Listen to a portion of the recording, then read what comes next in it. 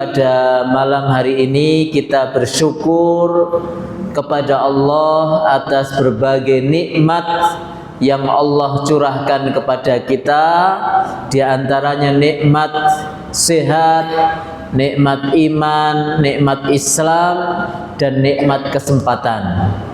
Kemudian salawat dan salam semoga tercurah kepada suri tauladan kita, Nabi Agung Nabi Muhammad sallallahu alaihi wasallam. Bapak Ibu jamaah rahimakumullah, ada kalanya mungkin kita suka merasa waktu begitu cepatnya. Ra krasa wis ndek putu, ra krasa wis tuwa, ya. Ra krasa wis ora rasa meneh. Nggih mboten? Saya di umur 44 tahun ini juga merasakan itu Bapak Ibu. Salah satunya adalah mata saya, ya, yang tidak seawas dulu saat masih muda. Kok saiki ndelok wong ki ora pati cetha. Kemudian juga saya merasakan gigi saya, ya, yang sudah mulai banyak the krowok, nggih, krowok, nggih. Kok sudah tidak sekuat dulu ketika masih muda. Makanan semua dihajar, makanan semua dimakan, baik yang panas, dingin, keras ataupun lunak, ya. Ternyata Bapak Ibu kita sama. Di usia ini banyak penyesalan-penyesalan yang mana ini semua sebenarnya adalah keniscayaan, karena namanya penyesalan itu di belakang. Kalau pembukaan ya baru di depan. Kok aku mbiyen pas rasa ora semangat olehku ngibadah. Kok mbiyen pas lehku ngematke Quran ki cetha, kok aku tekan saiki rung apal Al-Qur'an misalnya. Ada banyak penyesalan-penyesalan. Kenapa? Karena kita banyak melewatkan kesempatan, kenikmatan yang Allah Subhanahu wa taala berikan kepada kita semua. Dan hampir Bapak Ibu setiap kali berjumpa dengan kawan, setiap kali berjumpa dengan jamaah, itu mung do getun tur getune ki tenanan, ya. Ngerti ngene mbiyen Ustaz, aku gelem mondok. Ya, ada kemarin jamaah yang berkali-kali setiap ketemu itu getun, kok ora betah biyen pas enom dipondokke karo wong tuane. Hanya gara-gara masalah kecil, kangen sama ibuke, kerengan karo kancane, melayu saka pondok, ora bali meneh. Getun terus. Bapaknya itu setiap kali cerita ke saya selalu menyesal, kok dulu kurang sabar. Ada beberapa juga orang yang curhat, cerai, berantakan rumah tangganya hanya gara-gara masalah kecil. Cemburu yang berlebihan. Mboten tiyang ingkang cemburu berlebihan njaluk pegat. Getun apa betul? Betul. Ora getun aku Ustaz, misalnya gitu. Ada yang betul-betul menyesal, tapi ada juga yang tidak. Ini semua perasaan akan muncul kepada kita ketika sudah di belakang. Maka Bapak Ibu rahimakumullah, bukan jenengan tapi saya dan semua manusia banyak yang menyesal karena melewatkan kenikmatan-kenikmatan yang harusnya dia syukuri, yang harus dia manfaatkan dengan sebaik mungkin, tapi malah dia sia-siakan. Sehingga benarlah Rasulullah Sallallahu Alaihi Wasallam menyampaikan sebuah hadis, yang sangat terkenal, dan inilah yang akan saya sampaikan di pengajian yang mulia pada malam hari ini. Panjenengan mungkin pernah mendengar hadis ini, hadis riwayat Al-Hakim dan disahihkan oleh Al-Albani. Rasul sallallahu alaihi wasallam bersabda, "Ightanim khamsan qabla khamsin." Manfaatkanlah 5 perkara sebelum datangnya 5 perkara. Sinten ingkang ngertos? Syababaka qabla haramika. Masa mudamu sebelum masa tuamu. Ini yang pertama. Wasihhataka qabla saqamika. Yang kedua, sehatmu sebelum sakitmu. Wa ghinaka qabla faqrika. Yang ketiga, kayamu sebelum miskinmu. Kaya ini maksudnya cukup ya, cukupmu sebelum kurangmu. Kemudian wa faraghaka qabla syughlika. Yang keempat yaitu waktu luangmu sebelum sibukmu. Dan yang terakhir kata Rasul, wa hayataka qabla mautika. Hidupmu sebelum matimu. Rasulullah sallallahu alaihi wasallam 14 abad yang lalu sudah mengingatkan dan mewanti-wanti biar kita ini tidak getun, tidak nyesal di belakang, tidak kemudian kita ya istilahnya seperti menganggap hidup kita ini sia-sia. Maka manfaatkan 5 hal sebelum datangnya 5 hal, dan semua ini adalah keniscayaan kita semua. Pertama, Rasulullah sallallahu alaihi wasallam mengingatkan kita tentang syababaka qabla haramika. Masa mudamu sebelum masa tuamu. Saat ini masih muda apa masih tua, Pak? Ya pokoknya intinya kalau sekarang sudah tua ya masa tuamu sebelum masa tuikmu gitu. Masa tuamu sebelum masa yang lebih tuamu lagi ya. Jadi tidak ada namanya terlambat ya. Tapi kalau sekarang kita masih muda, manfaatkan betul masa mudamu sebelum kamu nanti sudah tua. Orang yang muda itu kuat semuanya, ya, fisiknya kuat, hafalannya kuat, suaranya kuat, ilmunya kuat, bahkan gas-gasannya motor kuat, ya. Jadi orang muda itu semuanya kuat, sehingga betul-betul ini harusnya dimanfaatkan. Betapa tidak sedikit ya kita jumpai anak-anak muda sekarang potensi mudanya disia-siakan.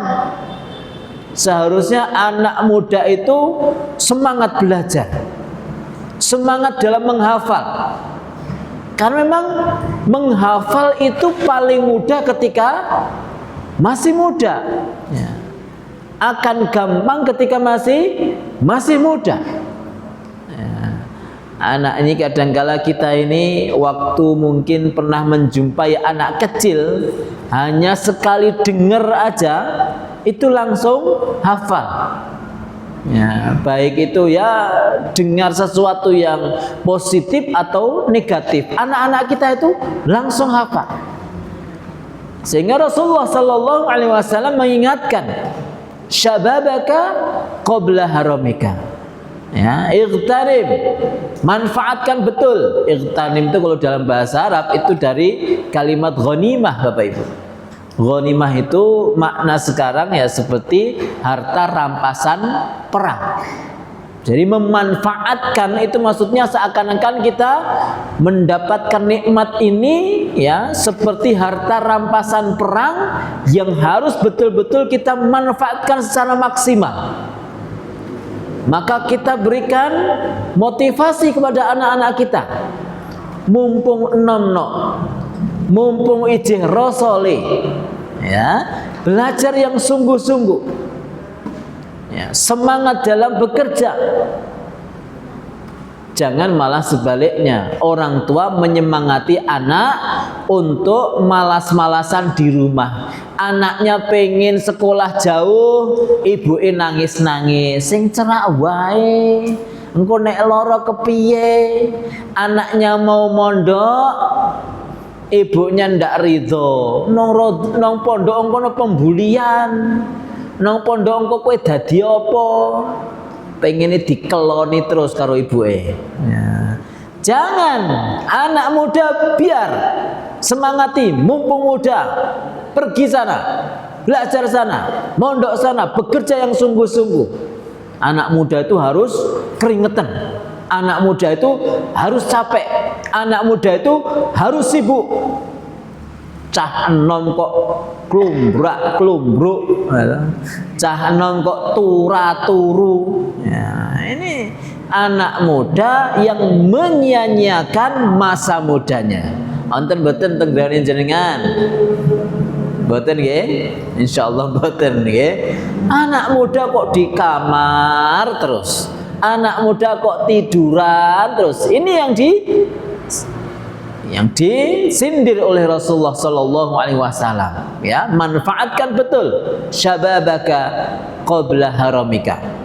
Bapak Ibu, termasuk syabab itu juga masa tua yang masih sehat. Sehingga al-haram itu kadangkala diterjemahkan dengan jompo. Jompo. Jadi bisa diterjemahkan juga manfaatkan masa tuamu sebelum jompomu nanti. Mumpung masih kuat melangkah ke masjid, berangkat. Berapa banyak mereka yang tidak bisa tindak ke masjid, getun Bapak Ibu. Kok mbiyen pas aku iso mlaku ra nang masjid. Kok mbiyen pas aku iso delok jelas, melihat dengan jelas aku ra maca Quran. Akhirnya sekarang sudah kesulitan ke masjid, sudah kesulitan membaca Al-Quran. Ngapunten, ada juga yang sudah kesulitan dalam mendengar. Jadi kalau jenengan itu masih bisa melihat dengan jelas, masih bisa berjalan dengan mantap, masih bisa melihat, mendengar dengan jelas, berarti jenengan itu ijih nom. Ya, berarti jenengan itu masih muda dengan casing rada tua. Ya, ini kan casingnya mawon gitu. Yang penting prosesornya atau yang penting isinya muda. Manfaatkan betul ya kekuatan yang Allah berikan kepada kita saat ini. Ya, sehingga begini Bapak Ibu motivasinya. Kalau kita pas malas-malasan ke masjid, ingat hadis ini. Ya Allah, kok aku males banget. Padahal aku ki ijeh iso mlaku. Gek engko piye nek aku wis ora iso mlaku.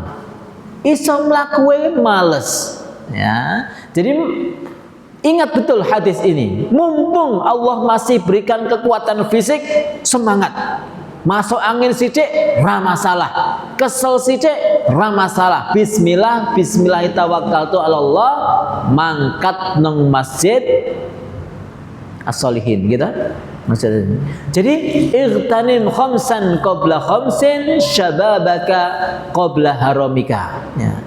Kemudian poin yang berikutnya, Rasulullah Sallallahu Alaihi Wasallam mengingatkan wasihataka qabla saqamika. Manfaatkan sehatmu sebelum sakitmu.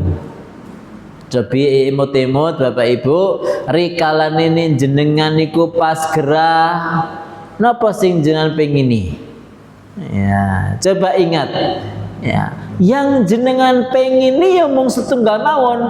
Nek iso aku ndang sehat. Sehat itu betapa mahalnya, betapa berharganya bagi siapa mereka yang sakit.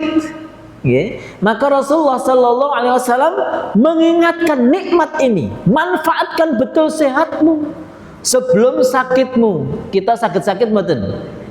Semua orang bisa sakit Bapak Ibu. Mbuh awake dhewe ndonga nyuwun dumateng Gusti Allah supados sehat terus.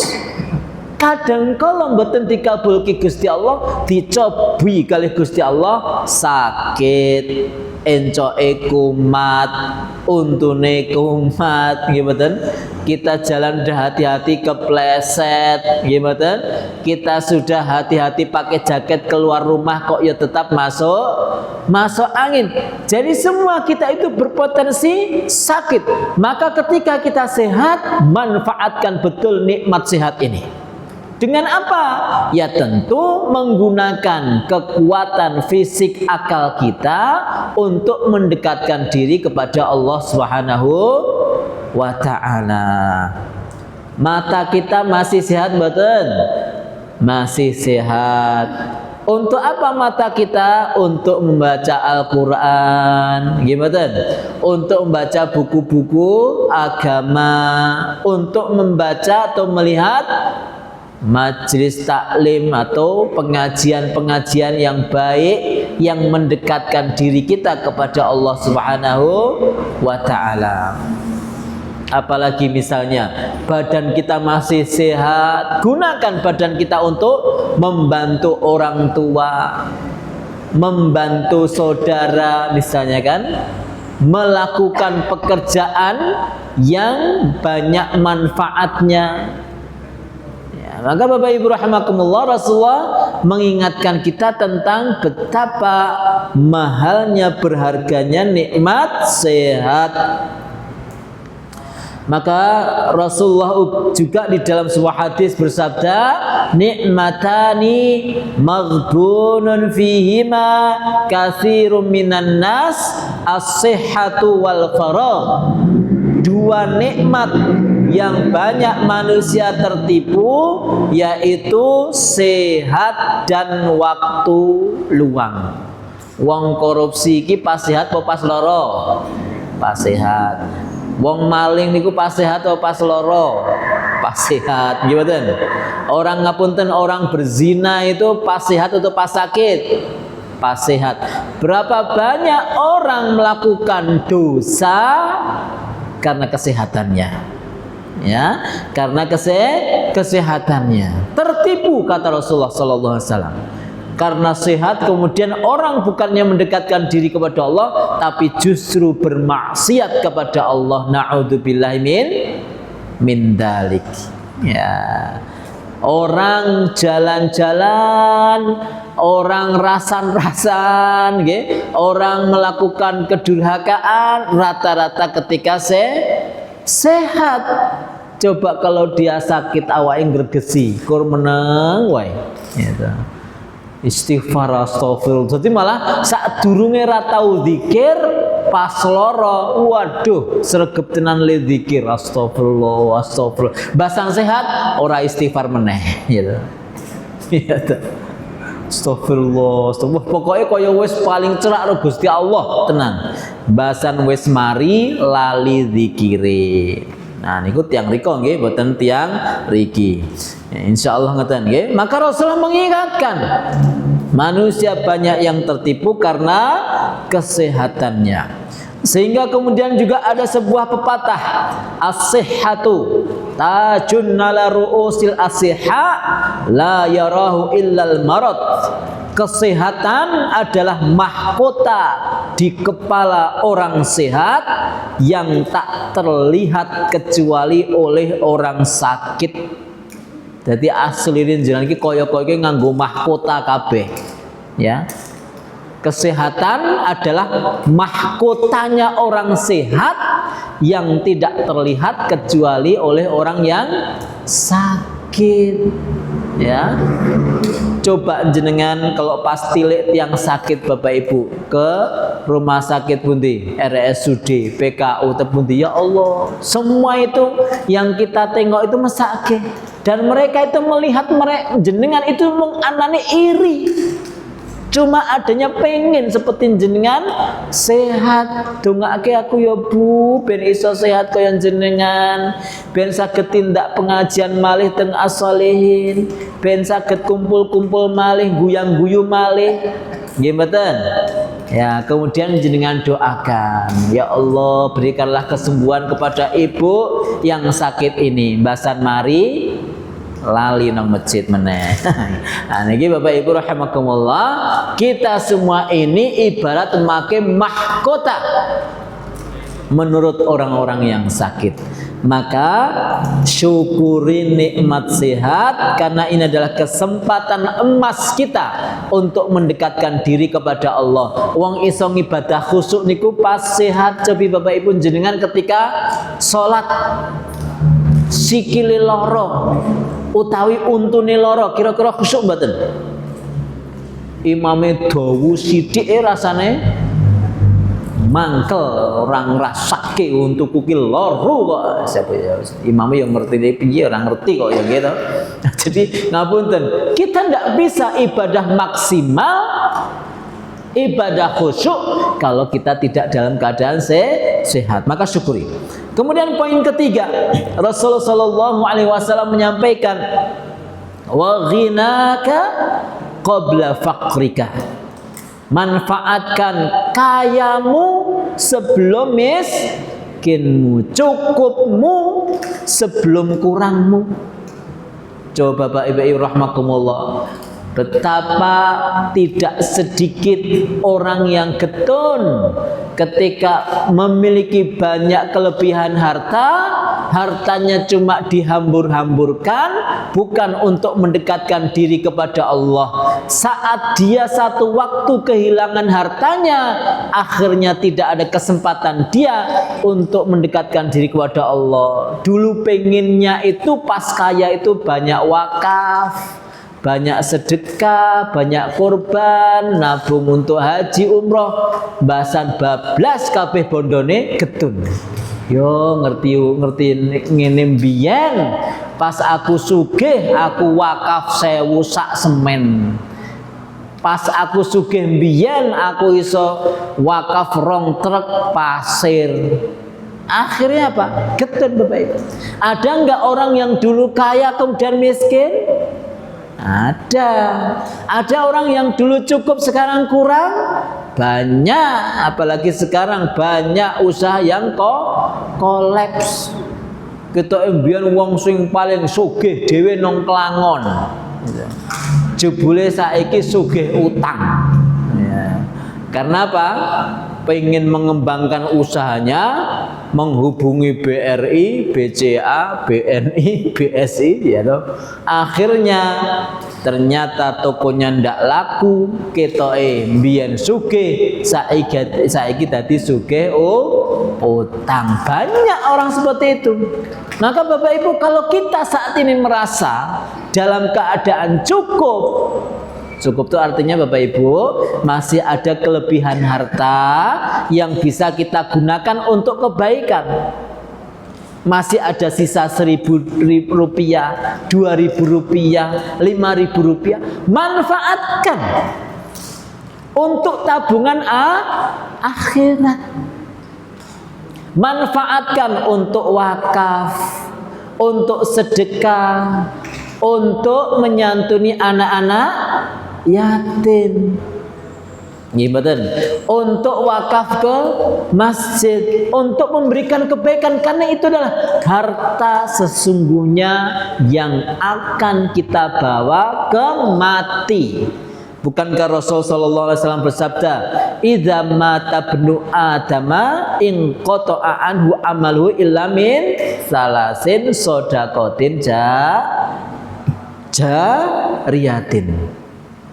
Kalau manusia mati akan terputus amalnya kecuali 3. Satu namanya sedekah jariyah. Semua harta kita akan kita tinggalkan, dinikmati oleh pasangan kita yang masih hidup, dinikmati oleh anak-anak kita, dinikmati mungkin bahkan tetangga kita.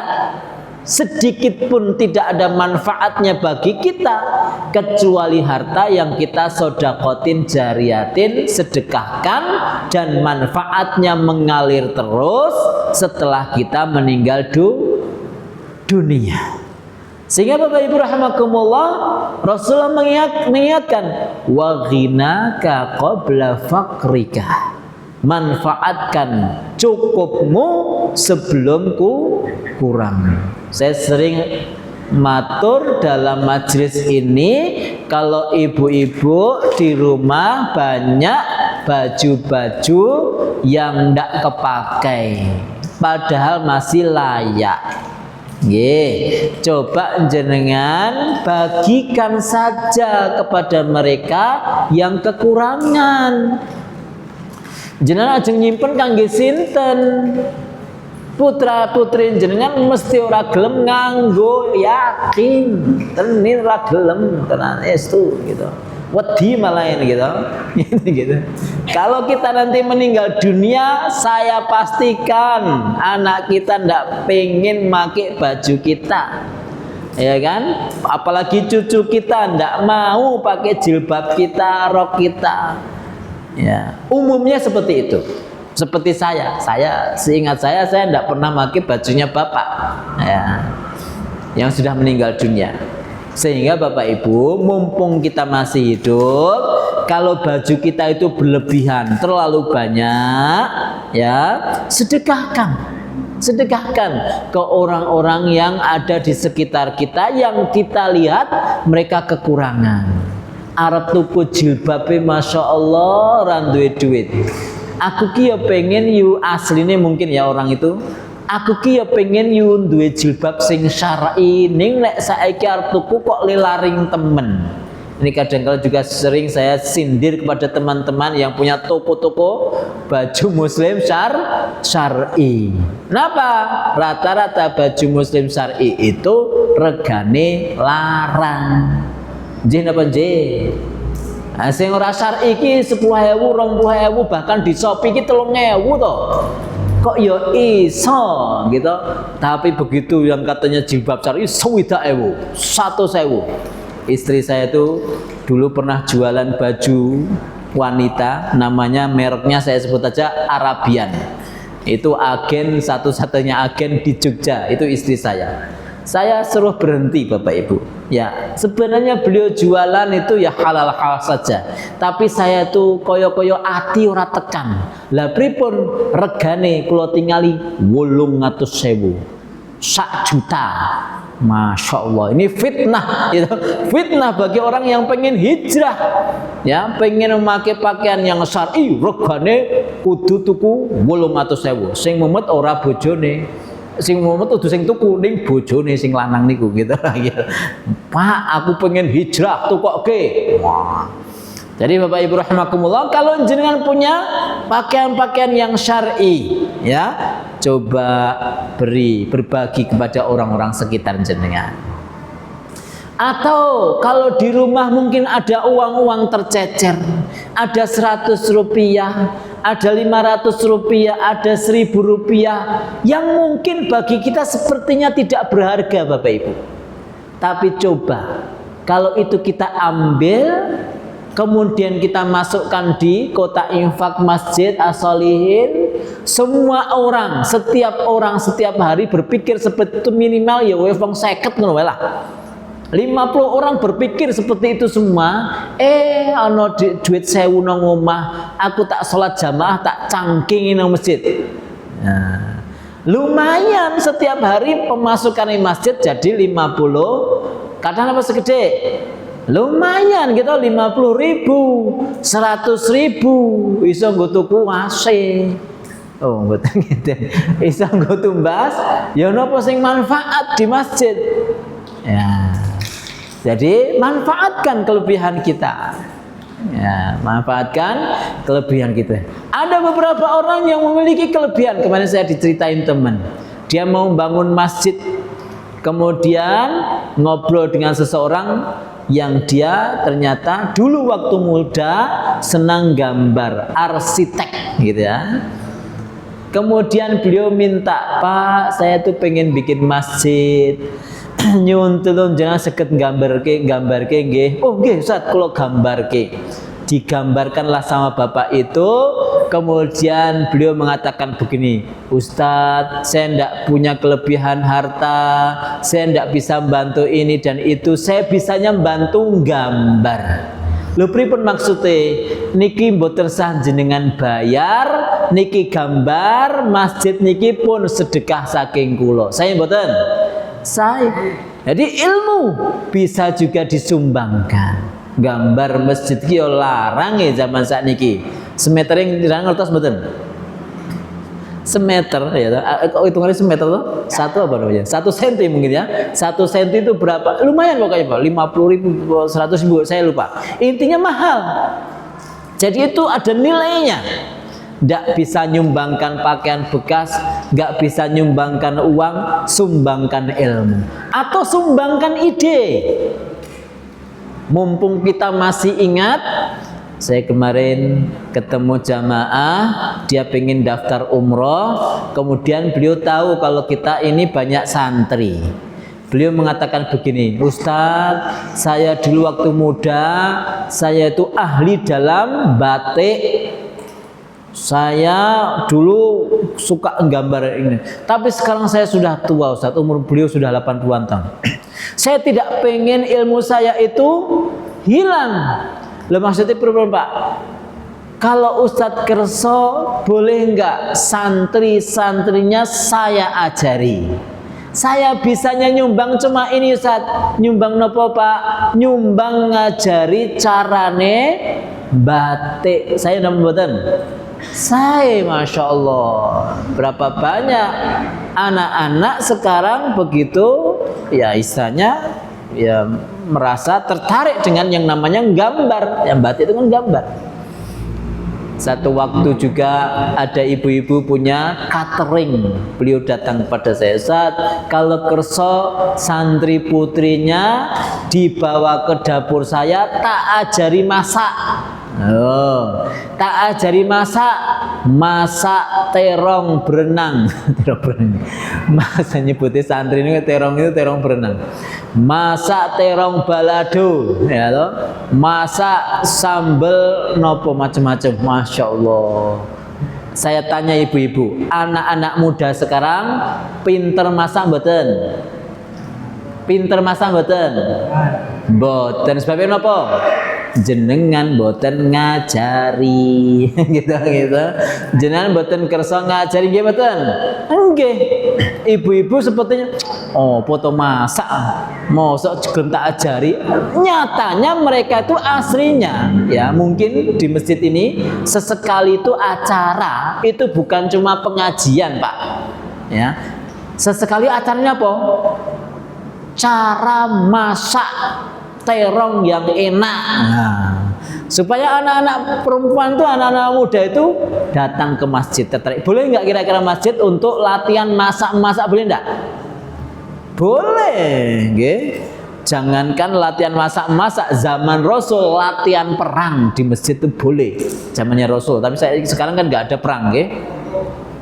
Tapi saya ini jarine Operasi Merah Putih latihan perang. Ya boleh di masjid, boleh aja ya, silahkan. Saya Ustaz, saya pengen nyumbang ilmu masak untuk anak-anak muda Masjid As-Solihin. Bagus banget.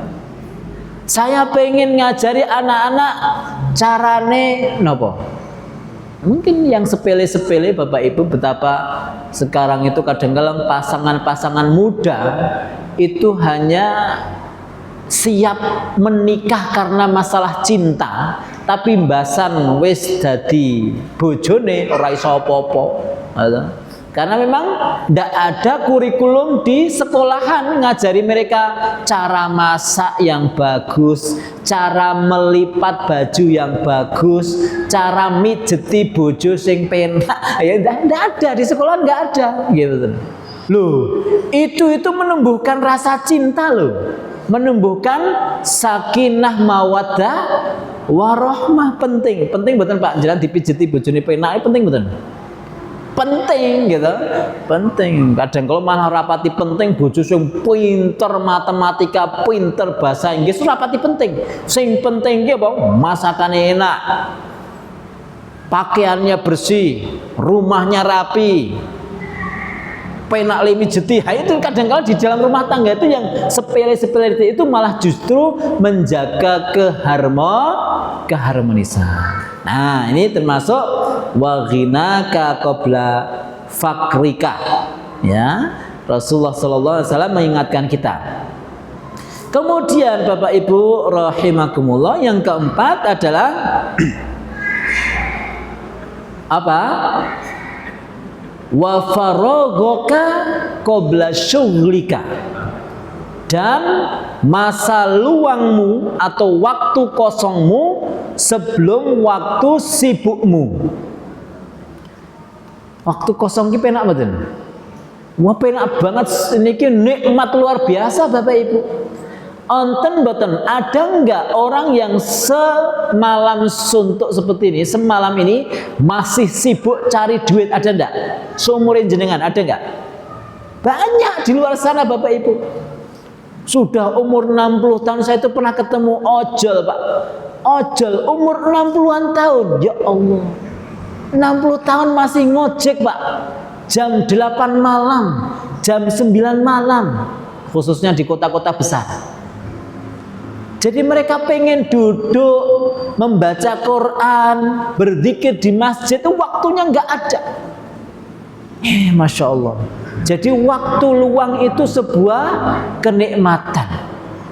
Sehingga ketika kita waktu-waktu luang, jangan sampai kita sia-siakan. Manfaatkan betul waktu luang kita untuk mendapatkan pahala dari Allah Subhanahu wa ta'ala. Supaya kita semakin dicintai Allah Subhanahu wa ta'ala. Ada nggak orang yang memanfaatkan waktu luangnya untuk kemaksiatan? Banyak.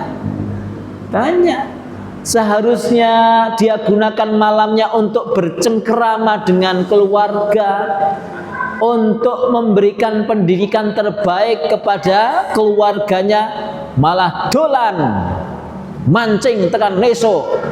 Sapa kuwi? Misalnya itu. Tinggal bojone kur kelon karo bantal.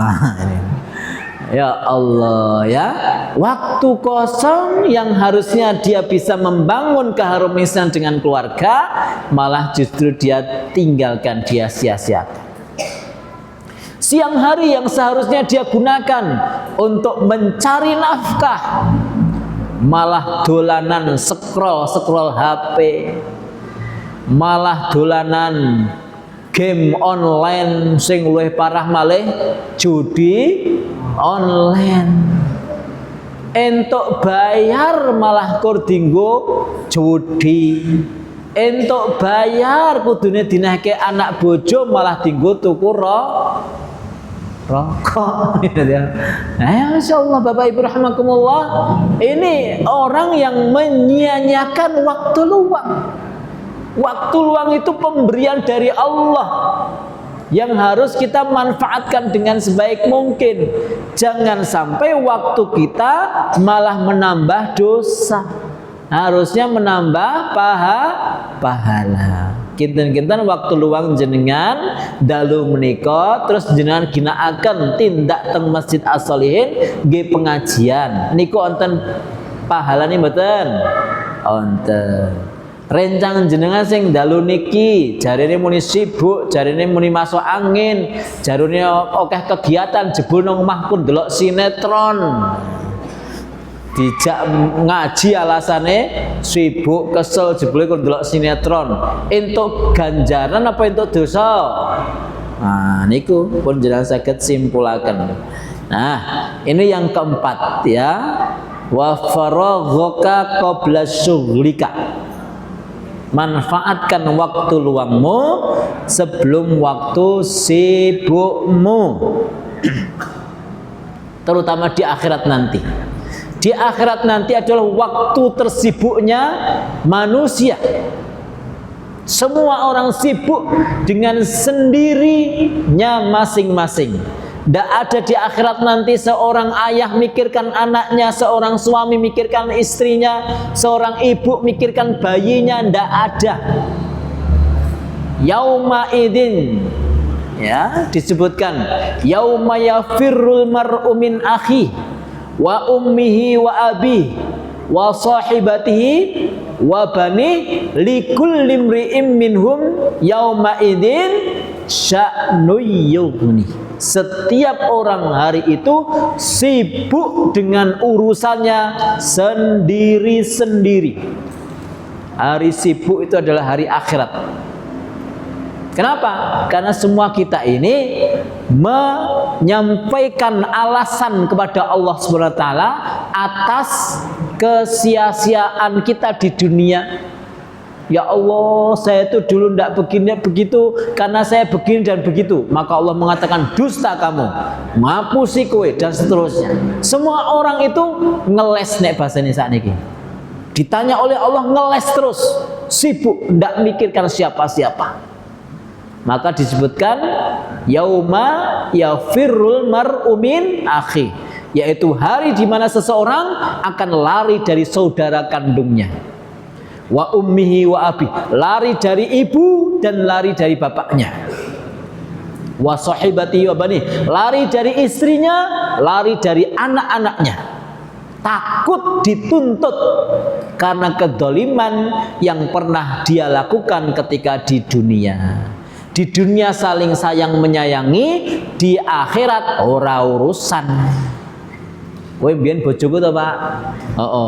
Kowe mbiyen tau nyetot aku to?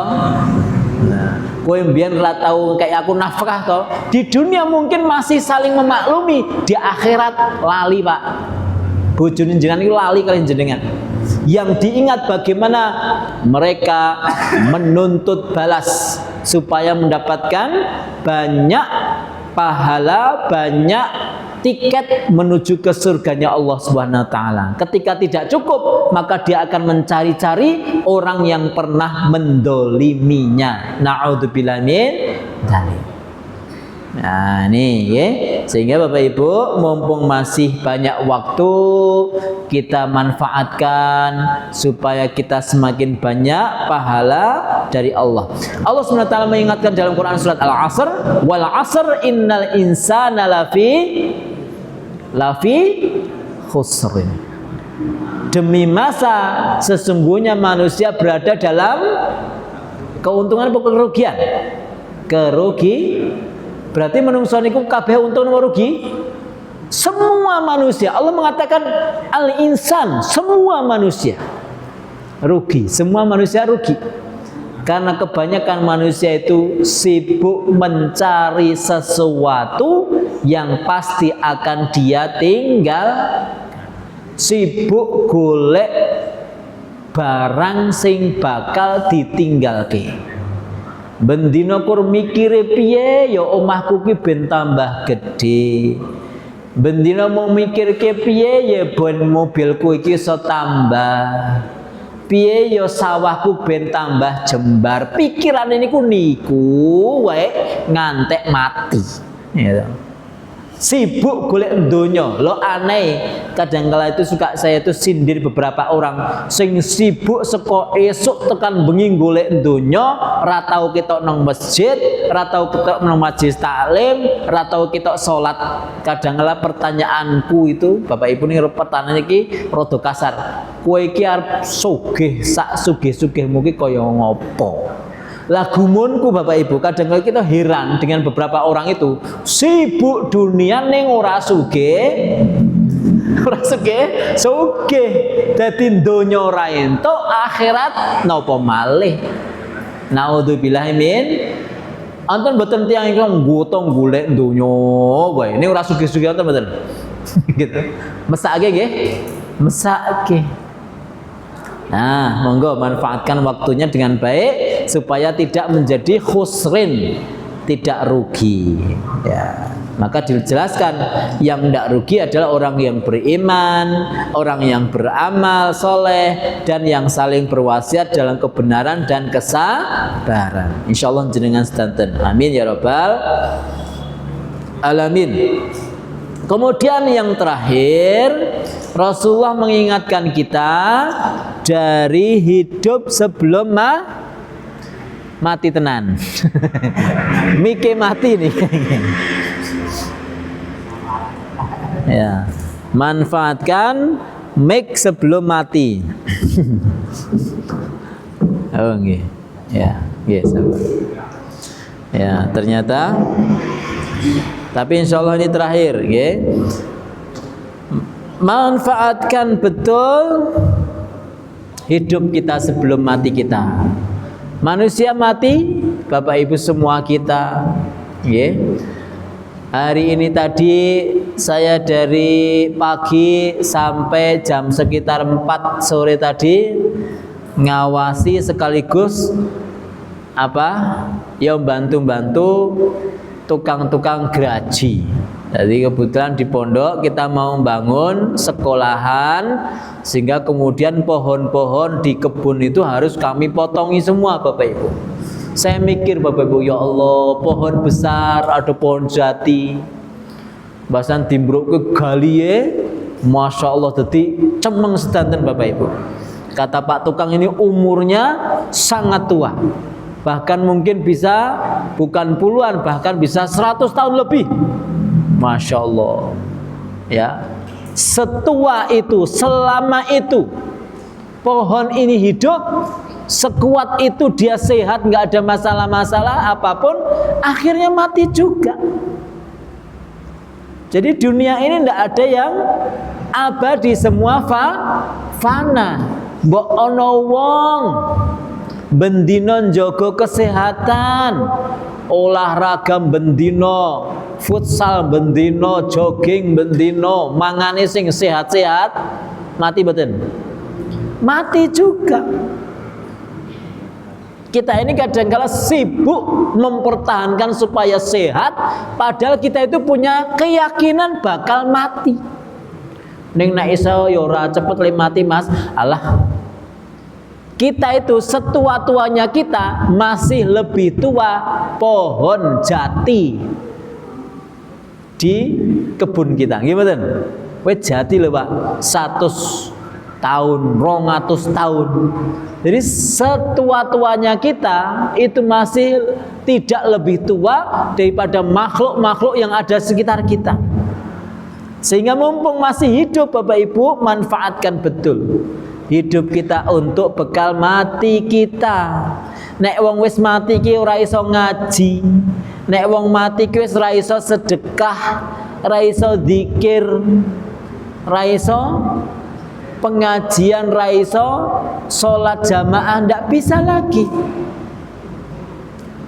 Sehingga setua-tuanya kita, sesakit-sakitnya kita, serekasa-rekasane awake dhewe, Bapak Ibu, kalau kita itu masih hidup, itu lebih baik daripada mereka yang sudah orang yang sudah mati, Bapak Ibu. Jelas disebutkan dalam sebuah ayat, orang yang sudah mati itu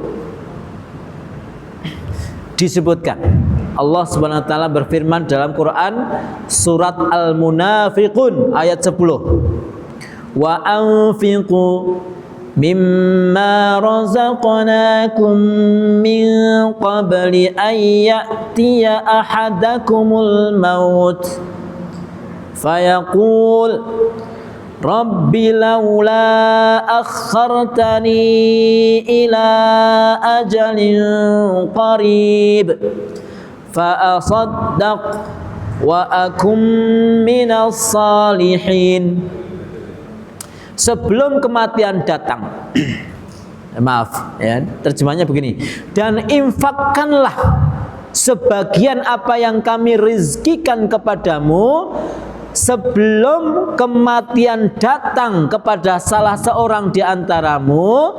Kemudian dia berkata, ya Rabbku, mengapa tidak engkau tangguhkan ajalku sedikit lagi agar aku bisa bersedekah dan aku bisa menjadi orang-orang soleh. Apa maksudnya? Allah mengajak kita untuk banyak infak, untuk banyak bersedekah dari rezeki yang Allah kasih kepada kita. Ini maksudnya apa? Yang kita miliki ini aslinya ya pemberian dari Allah. Ya, harta kita, rumah kita, mobil kita, ya itu semua pemberian dari Allah. Allah mengingatkan, sedekahkan, infakkan sebagian saja, sebagian saja. Apa yang aku kasih kepada kalian sebelum kematian datang kepada kalian, sehingga kemudian kalian berkata, Rabbi laula akhartani ila ajalin qarib. Ya Rabbku, ini kata orang-orang yang sudah meninggal dunia, disebutkan dalam Al-Quran. Orang yang sudah meninggal dunia itu kemudian berkata, ya Rabb, ya Allah, kenapa engkau tidak tunda sedikit saja waktuku supaya hidup lebih lama sedikit saja. Kemudian apa yang pengen dia lakukan? Kalau Allah kasih umur agak sedikit panjang, fa'asaddaqu, supaya aku bisa bersedekah, wa akum minas sholihin, dan aku menjadi orang soleh. Coba, ini apa maksudnya? Cita-citanya orang yang sudah mati itu bisa bersedekah, bisa berbuat baik, bisa beribadah lebih lama lagi.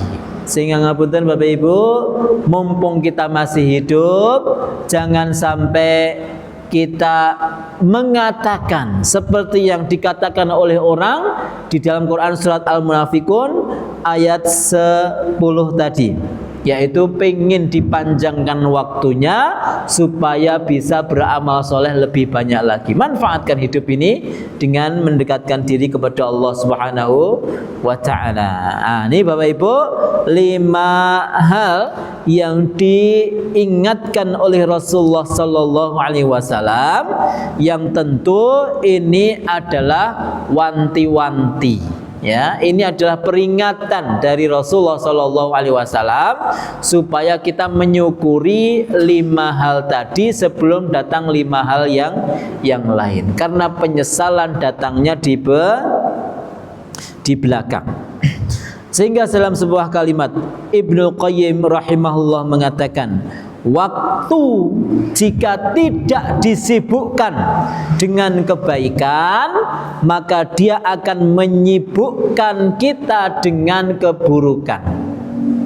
Saya sampaikan kalimatnya Ibnu Qayyim ini sekali lagi. Waktu kalau tidak digunakan untuk kebaikan, maka pasti akan disibukkan dengan keburukan. Pun niki pilihane wonten ing kula panjenengan piyambak. Kita ajeng manfaataken dalu menika kangge ketaatan dumateng Gusti Allah napa sakwalike. Apakah besok pagi kita akan telat bangun subuh lagi? Apakah besok pagi kita akan mulai tahajud lagi? Apakah besok pagi kita bangun mulai dengan TikTokan lagi? Atau dengan membaca Al-Quran lagi? Maka ini pilihannya di kita masing-masing. Sehingga di akhirat nanti tidak ada manusia yang menyalahkan Allah. Semua manusia akan menyalahkan diri sendiri. Arep nyalahke Gusti Allah ki kepiye? Gusti Allah itu sudah memberikan kisi-kisi. Wong sing gawe tumindak apik mlebu surga, wong sing gawe tumindak elek mlebu neraka. Lah malah milih sing tumindak elek, arep nyalahke Gusti Allah piye? Ya, ndak bisa.